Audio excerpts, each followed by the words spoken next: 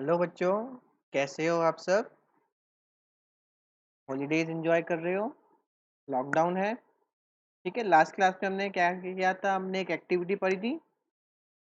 Activity करी थी हमने एक। क्या किया था हमने उस एक्टिविटी में? एक लिस्ट बनाई थी हमने। ऐसे गेम्स जो आप खेलते हैं, ऐसे गेम्स जो आपके पेरेंट्स खेलते हैं, हमने इसकी लिस्ट बनाई थी। आई होप आप सबने वो लिस्ट तैयार कर ली होगी। ठीक है, आज हम क्या करेंगे? स्टोरी पढ़ेंगे। आज एक स्टोरी टाइम है। आज एक अच्छी सी स्टोरी पढ़ेंगे। ठीक है, आपको भी अच्छी लगेगी सुनने में। चलिए फिर वो स्टोरी हम स्टार्ट करते हैं। ठीक है, चलिए आज हम स्टोरी पढ़ेंगे। It's story time. ठीक है, बहुत अच्छी स्टोरी है। कौन सी स्टोरी है? ठीक है, हिंदी की एक स्टोरी है। क्या नाम है उसका? डरपोक पत्थर। ठीक है, ये स्टोरी है एक डरपोक पत्थर के बारे में। चलिए सुनते हैं कैसी ये स्टोरी है, और ये पत्थर जो है इसको किस चीज़ का डर था, और ये इसने उसको कैसे ओवरकम किया, कैसे उस पर जीत हासिल करी। ठीक है, ये है स्टोरी डरपोक पत्थर। ठीक है, डरपोक मतलब इसको किसी से डर लगता है, इसलिए उसको डरपोक पत्थर कहा गया है। क्या है? ठीक है, एक क्या है, बहुत पहले की बात है। एक शिल्पकार जो है मूर्ति बनाने के लिए जंगल में एक पत्थर ढूंढने गया। शिल्पकार कौन होता है? जो पत्थर को तराशता है, जो पत्थरों पे अलग अलग डिजाइन बनाता है, मूर्तियां बनाता है पत्थर की, उसे शिल्पकार कहते हैं। तो एक अच्छा सा पत्थर ढूंढने के लिए वो कहाँ जाता है?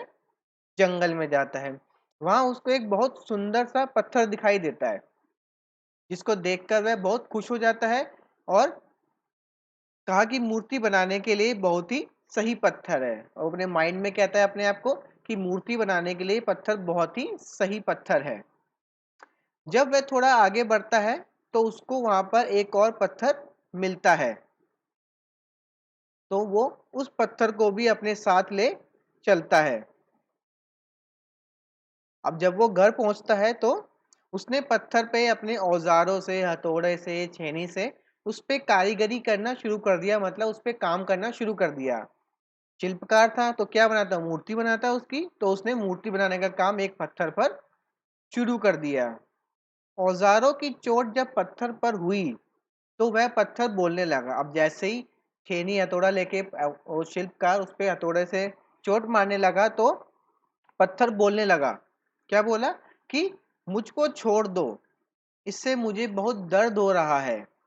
अगर तुम मुझ पर चोट करोगे तो मैं बिखर कर अलग हो जाऊंगा। तुम किसी और पत्थर पर मूर्ति बना लो। वो पत्थर क्या कहता है कि हे शिल्पकार, तुम मुझे छोड़ दो, तुम किसी और पत्थर पर मूर्ति बना लो, क्योंकि अगर तुम मुझ पे छेनी हथौड़े से बार बार वार करोगे तो मैं टूट के बिखर जाऊंगा। तुम किसी और पे मूर्ति बना लो। पत्थर की बात सुनकर शिल्पकार को दया आ गई उस पत्थर पर। ठीक है, उसने पत्थर को छोड़ दिया उसको, और दूसरा जो पत्थर उठा के लाया था वो उसको उसने मूर्ति बनाने के लिए उठा लिया, और उस पे मूर्ति बनाने का काम उसने शुरू कर दिया उसके ऊपर। कुछ समय में शिल्पकार ने उस पत्थर से बहुत अच्छी भगवान की मूर्ति बना दी। अब कुछ ही समय में उस शिल्पकार ने उस पत्थर पे एक बहुत अच्छी भगवान की मूर्ति बना दी। गांव के लोग मूर्ति बनने के बाद उसको लेने आए। अब गांव के लोग जिनके लिए वो मूर्ति बनाई थी, वो उस मूर्ति को लेने के लिए आते हैं। उन्हें सोचा कि हमें नारियल फोड़ने के लिए एक और पत्थर की जरूरत होगी। उन्होंने वहां रखे पहले पत्थर को भी अपने साथ ले लिया। अब मूर्ति ले गए भगवान की, उसके साथ उन्होंने सोचा कि हमें इस मूर्ति पे चढ़ाने के लिए नारियल भी चाहिए। नारियल के लिए एक पत्थर चाहिए, नारियल तभी तो फूटेगा। तो नारियल को फोड़ने के लिए उन्होंने एक और पत्थर वहां से उठा लिया, जो वहीं पे पड़ा हुआ था, जो कि पहले वाला पत्थर था। मूर्ति को ले जाकर उन्होंने मंदिर में सजा दिया और उसके सामने उसी पत्थर को रख दिया। अब गांव वाले वो मूर्ति को ले गए और उन्होंने मूर्ति को मंदिर में सजा दिया, और उस मूर्ति के सामने जो पत्थर था, जो कहना था कि मैं टूट के बिखर जाऊंगा, उस पत्थर को उस मूर्ति के सामने ही रख दिया। किस लिए रखा होगा उस पत्थर को उसके सामने के लिए? चलिए जानते हैं। जब भी कोई व्यक्ति मंदिर में दर्शन करने आता तो फूलों से पूजा करता, दूध से स्नान करता, और उस पत्थर पर नारियल फोड़ता था। जब भी कोई मंदिर में जाता तो जिस पत्थर की मूर्ति बनी उसकी पूजा करता था, वो उस पे फूल चढ़ाता था, उस पे दूध से स्नान कराता था उसको। और वहीं जो दूसरा पत्थर था जो मूर्ति के सामने रखा था, उस पे क्या करते थे लोग, उसके ऊपर नारियल फोड़ते थे। नारियल बहुत सख्त होता है, तो उसको तोड़ने के लिए वो उस पत्थर पर जोर से मारते थे। जब लोग उस पत्थर पर नारियल फोड़ते तो बहुत परेशान होता। अब जब लोग उस पत्थर पर नारियल फोड़ते तो वो बहुत परेशान होता था, उसको दर्द होता और वह चिल्लाता, लेकिन कोई उसकी सुनने वाला नहीं था। उसको दर्द होता था, चिल्लाता था, लेकिन कोई उसकी सुनने वाला वहां पर नहीं था। उस पत्थर ने मूर्ति बनने पत्थर से बात करी, और उस पत्थर ने, जो कि जिसके ऊपर नारियल फोड़ा जाता था, उसने दूसरे पत्थर से बात करी जिसकी मूर्ति बनाई थी। क्या बात करता है उसको, क्या कहता है कि तुम तो बड़े मजे से हो, लोग तुम्हारी पूजा करते हैं, तुमको दूध से स्नान कराते हैं, लड्डुओं का प्रसाद चढ़ाते हैं, लेकिन मेरी तो किस्मत ही खराब है, मुझ पर लोग नारियल फोड़ते हैं। इस पर मूर्ति बने पत्थर ने क्या कहा कि, और इस पे जो मूर्ति बन जाता है पत्थर, वो क्या कहता है कि जब शिल्पकार तुम पे कारीगरी कर रहा था, है ना, कर रहा था, यदि तुम उस समय उसको नहीं रोकते तो आज मेरी जगह तुम होते।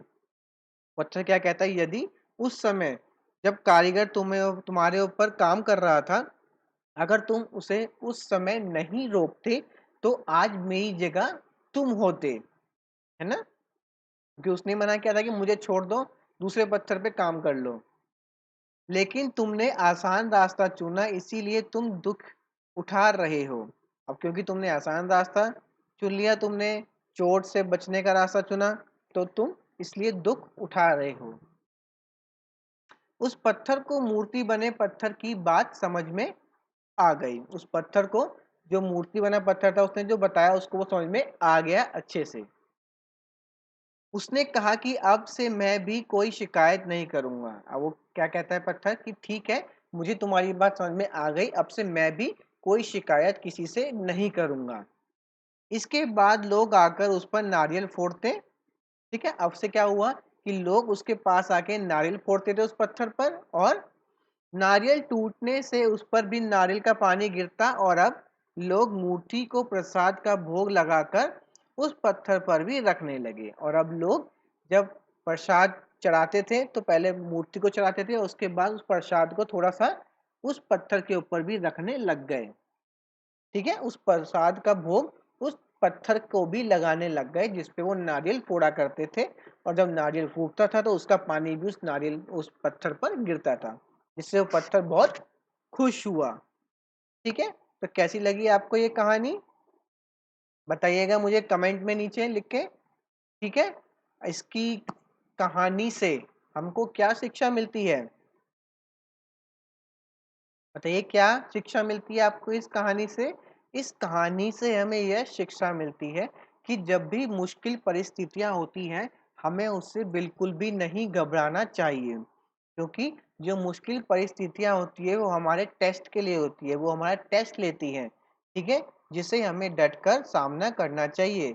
अगर वो पत्थर भी उस कारीगर की मार झेल लेता तो आज लोग उसकी पूजा करते, ना कि दूसरे पत्थर की करते। इसीलिए मुसीबत से हमें डर के नहीं भागना चाहिए, उसका सामना करना चाहिए, क्योंकि मुसीबत से हमको सीखने को मिलता है, जीवन में आगे बढ़ने की प्रेरणा मिलती है, और उससे बहुत कुछ हमें सीखने को मिलता है। क्लियर है, तो ये कहानी कैसी लगी है आपको कमेंट में बताइएगा मुझे। और आप ऐसी ही कहानी अगर सुनना चाहते हैं और, तो इस चैनल को सब्सक्राइब करिएगा, और स्टोरी अगर आज की पसंद आई हो तो लाइक भी करिएगा वीडियो को। ठीक है, और आपको एक लिंक भी शेयर किया जाएगा, इसमें आपसे पूछा जाएगा कि नेक्स्ट स्टोरी आप कौन सी सुनना चाहते हैं। ठीक है, तो 3-4 ऑप्शन होंगे, उसमें से जो आप चूज करेंगे, जिसको सबसे ज़्यादा वोट मिलेंगे, नेक्स्ट स्टोरी हम वो वाली करेंगे। ठीक है, थैंक यू।